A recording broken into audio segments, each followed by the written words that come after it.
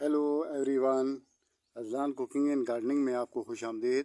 तो आज मैं आपको अपनी एक ये वेजिटेबल बास्केट है जो आपको वेजिटेबल वाले की दुकान से आपको बआसानी मिल सकती है। 30-40 रुपये में ये आती है। तो ये हमारे पास कुछ 8 से 10 पड़ी हुई हैं। तो इसमें से एक जो थी वो उसमें मैंने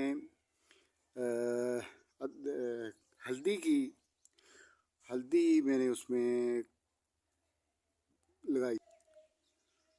हल्दी के कुछ ताज़ा बल्ब मुझे मिल गए थे, तकरीबन 1 पाव या 1 पाव से कुछ कम थे। तो वो मैंने यहाँ इसमें लगाए थे। वो मैंने पूरी भरपूर तरीके से मैंने यहाँ पर लगाए थे, यानी उनको मैंने तकरीबन पूरी बास्केट में अच्छी तरह से एक दूसरे से 2-2 इंच फासला रख के वो सब मैंने यहाँ पर लगा के उसके ऊपर फिर मैंने एक आम नॉर्मल सॉइल नीचे भी पड़ी हुई है और उसके ऊपर फिर मैंने 4 इंच नॉर्मल सॉइल डाल के उसके ऊपर फिर मैंने हल्दी के बल्ब जो हैं वो बिछा के 2-2 इंच स्पेस रख के बिछा के तो फिर मैंने 10 से 12 दाने थे तो वो मैंने यहाँ पर बिछाए। और उसके बाद फिर मैंने इसके ऊपर 2 इंच एक लेयर जो है वो नॉर्मल सॉइल वो फिर मैंने और उसके ऊपर बिछा दी थी।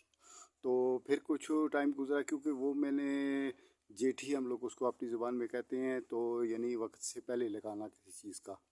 तो वो मैंने लगा दिए थे। तो फिर ऐसा हुआ कि उनमें से एक बल्ब भी उसने स्प्राउटिंग नहीं की है।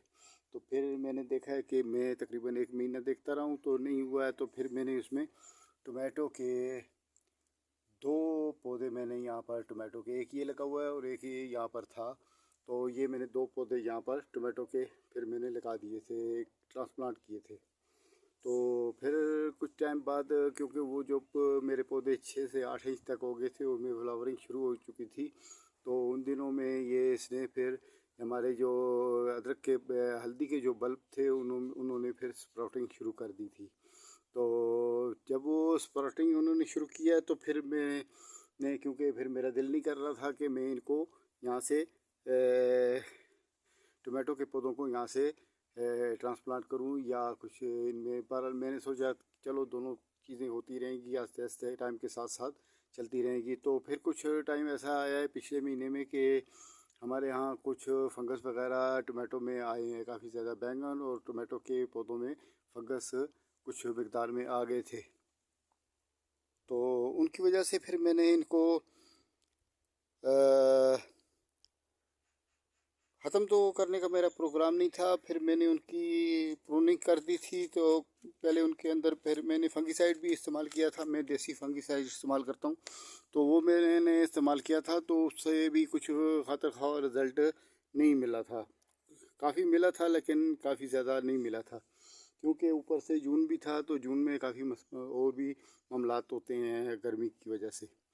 तो फिर ये पौधे मेरे एक जो हैं वो तो टोमेटो का बिल्कुल ही ख़त्म हो गया था जो यहाँ पर था, और जो यहाँ पर था वो चल रहा था। फिर मैंने पिछले दिनों वो भी उसको गर्मी की वजह से फंगस ने भी उसको सताया हुआ था, और फिर बाद में ऊपर से जून की गर्मी भी शुरू हो गई है तो फिर वो ख़त्म होने की कगार पर था, ख़त्म होने वाला था। तो फिर मैंने उसको यहाँ से कटिंग कर दिया ऊपर से। नीचे से इसकी जो रूट्स हैं वो अभी यहीं पर हैं, और स्टेम जो है वो भी अभी आधी कटी हुई पड़ी है इसके अंदर। मैंने छोड़ दिया वैसे ही, बस पड़ा है वो। तो शायद वो खुद ही सूख जाए या मैं उसको हार्वेस्ट कर दूं। तो फिर ये जो हल्दी है ये मेरी, ये आप देख रहे हैं कि हल्दी मेरी ठीक ठाक जा रही है, लश्कीन और बुशी है, और इसके पत्ते भी बिल्कुल ठीक ठाक जा रहे हैं। तो अब क्योंकि जून है तो जून की वजह से थोड़ा सा पत्तों पर आया थोड़ा सा गर्मी की वजह से थोड़े से पत्ते हमारे जो हैं वो ड्राई हुए हैं, लेकिन इतना असर नहीं पड़ा है। तो इसलिए फिर ये हल्दी जो है हमारी ठीक ठाक चल रही है। तो इसको देखें आखिर में इसका रिज़ल्ट, क्योंकि इसका रिज़ल्ट जाके हमको 8वें महीने के आखिर में 9वें महीने में, जिस टाइम पर आप नई विंटर सीज़न की चीज़ें लगाने का टाइम आता है तो उन दिनों इसको हार्वेस्ट करने का टाइम होता है। तो फिर उस टाइम पर हम देखेंगे इसका क्या रिज़ल्ट आता है। तकरीबन 1 पाव से मैंने कुछ कम मकदार में ये मैंने यहाँ पर ये लगाए थे। कुछ कम थे, 1 पाव से कम थे ये राइजोन बल्ब या राइजोन, 1 पाव से कम थे। तो ये राइजोन जो है फिर हमारे यहीं पर स्प्राउटिंग इन्होंने की है और इसका अच्छा रिज़ल्ट इनका अच्छा आया है।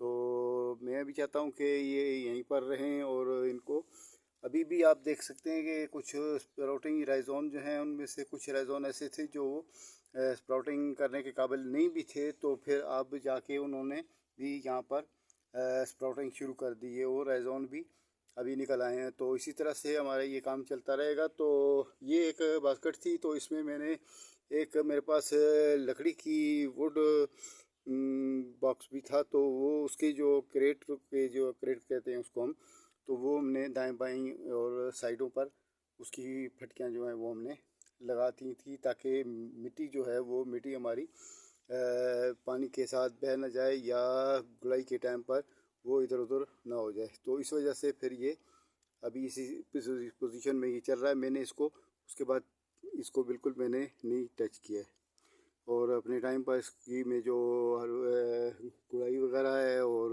वाटरिंग है वो मैं करता रहता हूँ। तो ये ज़्यादा फर्टिलाइज नहीं मांगती है, ये कम बहुत ही कम 10% 5% ये फर्टिलाइज मांगता है हल्दी का पौधा। लेकिन जो सॉइल है वो आपके पास मेरी होनी चाहिए, उसमें कुछ गड़बड़ नहीं होनी चाहिए, तो फिर ये आपका पौधा ठीक ठाक चलता रहेगा। तो मेरा ख्याल है ये हमारी वीडियो काफ़ी हो गई है। तो ओके, खुदा हाफिज़।